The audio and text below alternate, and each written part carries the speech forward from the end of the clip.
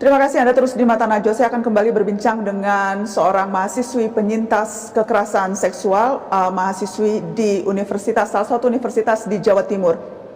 Identitas penyintas kami sembunyikan untuk menjaga kemurnian informasi. Adek tadi bilang adek takut melapor karena takut malah adek yang jadi tersangka, kemudian adek juga tidak punya bukti.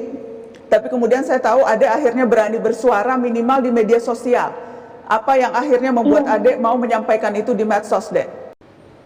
Karena saya lihat di Twitter kan Mbak, itu kampus saya ternyata lagi viral gitu Mbak. Terus saya jadi berani untuk speak up karena nggak mungkin saya bakal maksudnya saya nggak mungkin bakal diadilin oleh masyarakat, maksudnya disalahkan oleh masyarakat gitu Mbak. Jadi saya ada pendamping gitu Mbak. Saya waktu itu juga minta tolong ke dosen gitu Mbak, dan ada dosen yang mendampingi saya gitu selama saya speak up dan selalu ngabarin saya gitu.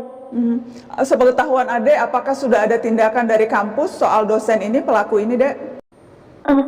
Maaf Mbak, bisa diulangi lagi Mbak? Apakah sepengetahuan adek sudah ada tindakan dari kampus soal pelaku ini? Yang adek tahu? Belum ada Mbak.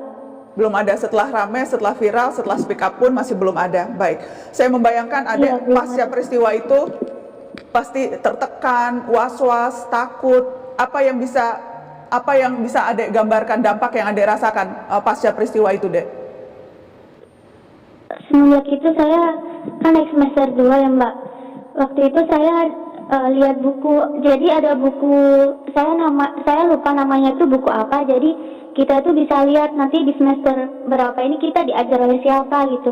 Dan saya menemukan di semester 5, kalau nggak semester 6, saya menemukan nama beliau nanti bakal ngajar di fakultas saya lagi gitu Mbak. Jadi saya sampai bilang ke teman-teman, aduh kok diajar sama dosen ini lagi gitu. Terus semenjak itu saya jadi ke kampus itu harus sama teman. Saya juga takut. Waktu itu saya udah mulai semester 2 itu kuliah saya udah mulai berantakan. Saya jarang masuk sampai semester 4 akhirnya saya keluar gitu Mbak. Jadi adek putus kuliah ini? Iya, putus kuliah dari semester 4 Mbak. Karena kejadian semester itu? Semester 4 naik ke semester 5. Iya. Baik adek. Saya ingin minta di studio Mata Najwa ada Mas Menteri Nadiem Makarim. Mas Menteri, saya ingin minta tanggapan Anda soal apa yang menimpa. Ya, pertama saya ingin menyebut mungkin keberanian adek untuk bisa berbicara di depan semua orang ini luar biasa. Dan itu satu dari ratusan ribu, bahkan mungkin jutaan kasus yang pasti ada di semua universitas di Indonesia.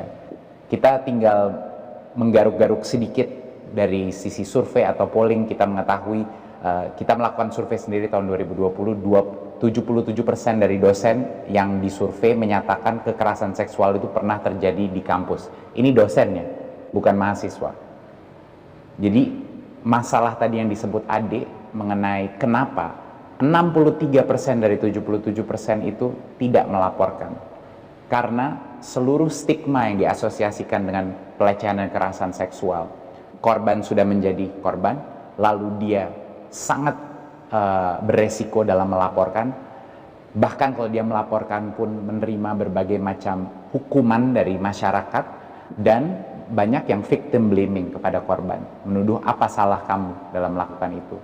Jadi ini satu situasi yang menurut saya nggak bisa pemerintah hanya duduk diam saja. Ini sudah menjadi suatu pandemi ya, pandemi tersendiri yang menyebar, dan kita harus melakukan, menurut saya, karena suara-suara seperti adek seperti ini yang di seluruh penjuru Indonesia ini mengalami, harus mengambil posisi yang keras mengenai situasi ini. Karena itu akan seperti kelihatan tadi adek bilang, sampai putus sekolah, kondisi psikologis yang sangat traumatik, dan tidak ada yang namanya pembelajaran kalau tidak ada perasaan keamanan dan kenyamanan di dalam kampus.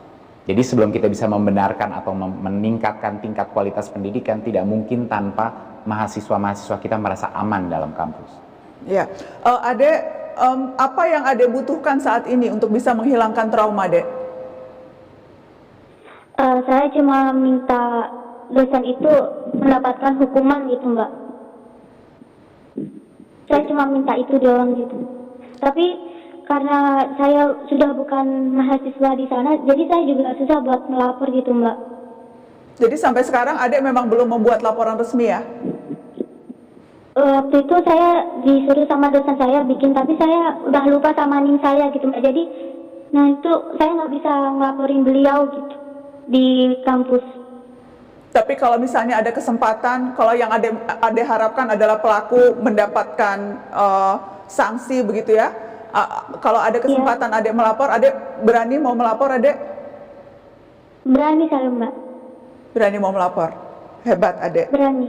Adek masih mau lanjut kuliah tidak? Ada Mas Menteri di samping saya, bisa saya mintakan nanti kalau Adek mau kuliah. Adek mau kuliah lagi?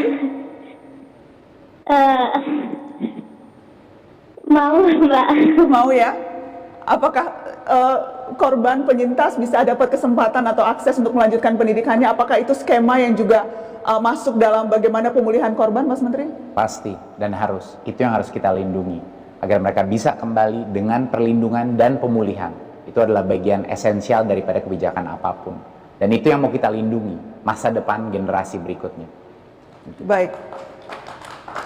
Adek, terima kasih banyak sudah bercerita di Mata Najwa malam hari ini. Setelah ini saya akan menghubungkan Adek dengan tim dari kementerian. Semoga Adek bisa diberikan kekuatan untuk berani melapor resmi. Dan semoga Adek bisa melanjutkan kuliah. Jangan putus sekolah ya Adek. Insya Allah traumanya bisa pulih. Insya Allah jadi sarjana dan jadi pejuang untuk korban-korban yang lain ya Dek. Amin. Terima kasih banyak sudah di Mata Najwa malam ini. Teman-teman saya akan break. Terima kasih juga Mbak.